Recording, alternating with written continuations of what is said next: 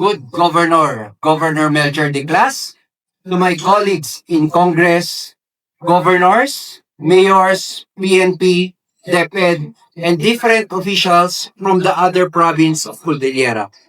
To our beautiful Regional Director, Estela Carino,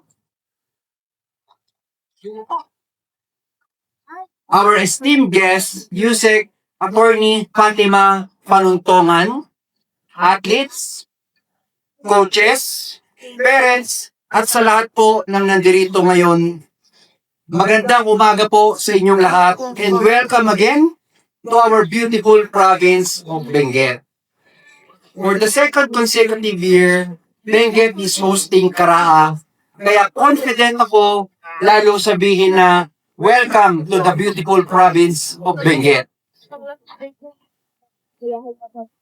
I'm sure the reason why we are hosting this event again is because of everyone's good experience last year. And we will always welcome everybody with open arms. Should you choose us again to host next year? Or the year after? O kahit every year na lang dito, awan problema.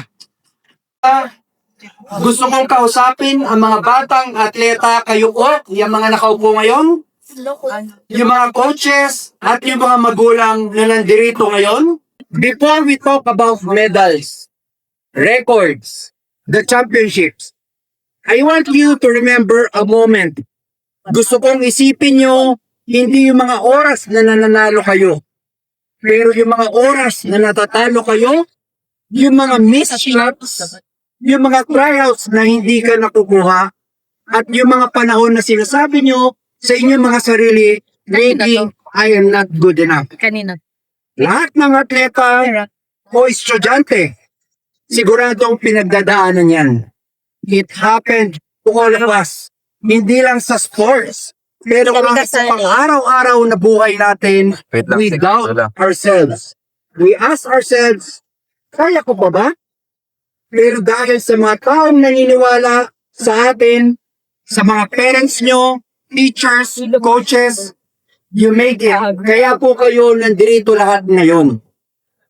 Today, gusto ko kayong kwentuhan ng storya para hindi muna kayo maboring kasi puro pangalan ang naririnig nyo.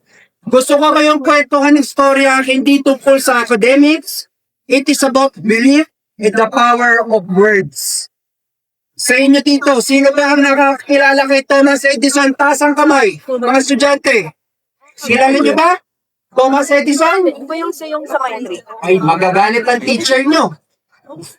Si Thomas Edison, sikat na sikat yan kapag tayo ay nasa science class. Siya ang nag-invento ng light bulb at marami pang ibang bagay.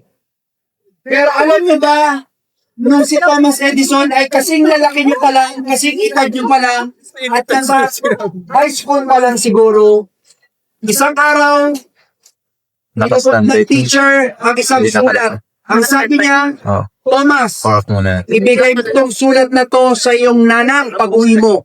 At siguraduhin mong mababasa ng iyong nanang. Dali-daling umuwi si Thomas sa kanilang bahay. At pagka-uwi niya sa kanyang bahay, inabot niya ang sulat sa kanyang nanang. Ang bukas ng sulat. Habang binabasa ng kanyang nanang, tumulog ang luha ng kanyang nanang. At syempre, dahil ang si Thomas Edison ay kasing edad nyo pa lang, medyo marites na rin siya. Ang sabi niya, nanang, ano po ba ang sabi ng teacher ko? Umiti ang kanyang nanang. At sabi ng kanyang nanang, anak, napakatalino mo daw, sabi ng teacher mo. At dahil sa talino mo, hindi ka na kaya nilang turuan sa eskwela kanyo. Kung kaya't bukas, ako na lang ang magtuturo sa inyo. Alam niyo ba ang naramdaman ni Thomas Edison? Yung kanyang pakiramdam is very inspired. At sabi niya sa kanyang sarili, ako ay isang matalinong bata at gagawa ako ng mga bagay upang ma-inspired ang mga tao sa buong mundo. At dahil doon, siya po ay nakapag-invento ng light bulb at iba't iba na hanggang ngayon ay ginagamit pa rin natin. Nung namatay ang nanay ni Thomas Edison, bumalik siya sa kanilang bahay, ancestral house. Nililigpit niya ang kanyang gamit at nakita niya ang sulat ng kanyang nanang, yung galing sa kanyang teacher. Siyempre, sabi ko nga po, marites na rin si Thomas Edison, hindi niya mapigilan, binuksan niya ang sulat. Nung nabasa niya ang sulat sa kanyang nanang ng teacher, ang nakalagay pala doon, Mrs.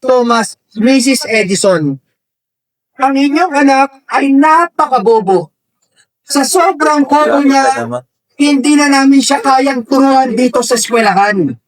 Kung kaya, baka pwede bukas, huwag na siyang papasukin at kayo na lang ang bahala magturo sa kanya. That is the power of tongue. That is the power of belief. By the time na nabasa niya yung totoong laman ng sulat, it was too late. Dahil yung salita ng kanyang nanang, tinalo yung salita ng negative na sinabi ng teacher niya. At least, listen carefully.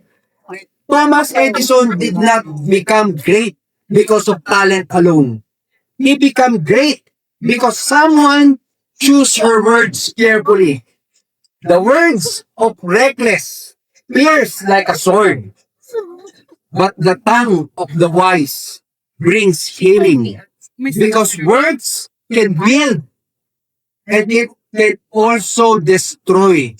Kaya po, mga atleta, pipiliin natin lagi ang lalabas sa ating bibig because our tongue is very powerful. In sports, we hear words every day. Masyado kang maliit para sa basketball. You are too slow para tumakbo. You cannot win. Sometimes we hear it, sometimes we say it to ourselves. That is why it is very important to tame your tongue. Before you control the ball, the racket, or your body, you must learn to control what comes out from your mouth. A team can lose energy not from fatigue. Pwede kayo mawalan ng lakas hindi dahil sa pagod, but from the careless words. One insult can break confidence. One negative remark can erase months of long training. Isang paninira lang, kaya nitong sirain ang buhay ng isang tao. But one encouragement can change everything. Your true character will not only be seen in how you play, or how do you do your job, or how you govern. Your true character will be seen in how you speak. Today, meron kayong choice. You can be Thomas Edison's teacher, or yung crowd na nagkri-criticize. Or pwede kayo yung maging mother ni Thomas Edison, the one who lifts others higher than they believe. Every team need talent. Every school need good teachers. Every government need a capable leader. But what separates great teams? People who guard their tongue and use it to strengthen each other. So I challenge you, compete with fire in your heart. Fight with discipline in your body. And speak with wisdom in your mouth. One of you today is Thomas Edison, who will become the next great champion of this region. The one who almost believed that you are not good enough until someone spiked life into you. Maybe yung coach mo, yung kakampi mo, o yung magulang mo, o baka kayo mismo yun. Let it be a week not only for strong legs and fast arms, but also for powerful encouragement. Itong linggo nito, dapat i-encourage natin ang bawat isa na gawin nila ang kanilang pakakaya. This week, medals will not only be won by the fastest and strongest, but by those who refuse to accept the limits others place on them. Always be mindful what we will say about others. Again, welcome to the beautiful province of Benguet at magandang araw po sa inyong lahat. To God be the glory. Salamat po.